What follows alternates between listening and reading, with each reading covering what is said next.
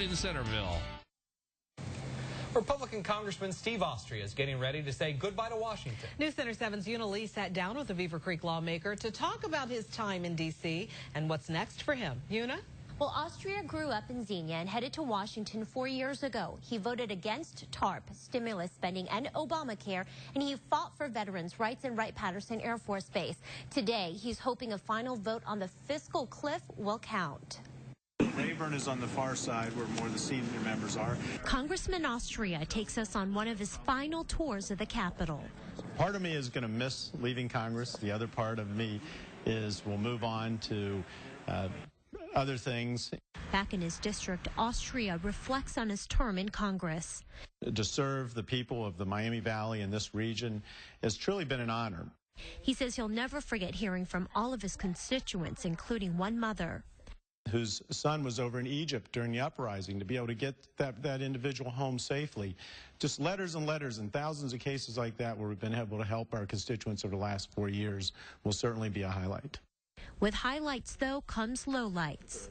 There's a tremendous disconnect of what's going on in Washington, D.C. and what's happening back in the district. There's so much gridlock in Washington.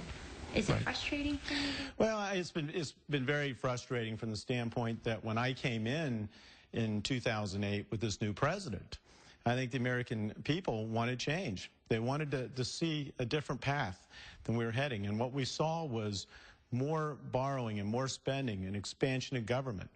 He says he's frustrated at the inability to make changes he believes Washington needs and lack of power to stop several bills, including the Health Care Act. They didn't need the Republicans. They didn't need the Blue Dog Democrats. They had enough votes to put these policies in place. Today, what we're seeing is gridlock in Washington, D.C. Austria is leaving Congress after Ohio's 7th district was eliminated. He decided against challenging Mike Turner. The state redistricting means one less representative in the Miami Valley. But whenever you lose a member of Congress in that representation during these difficult budget constraints, it is not good, and it's not good for the state of Ohio. He also adds he has faith in current lawmakers to represent our area well. So what's next for the congressman? I'm going to take a few weeks to sit down with my wife and my family and try to figure out what's the best path. Well, Congressman Austria tells us that he's not done with politics. His last day in Washington is Thursday. Reporting live, Yuna Lee, News Center 7. A driver flipped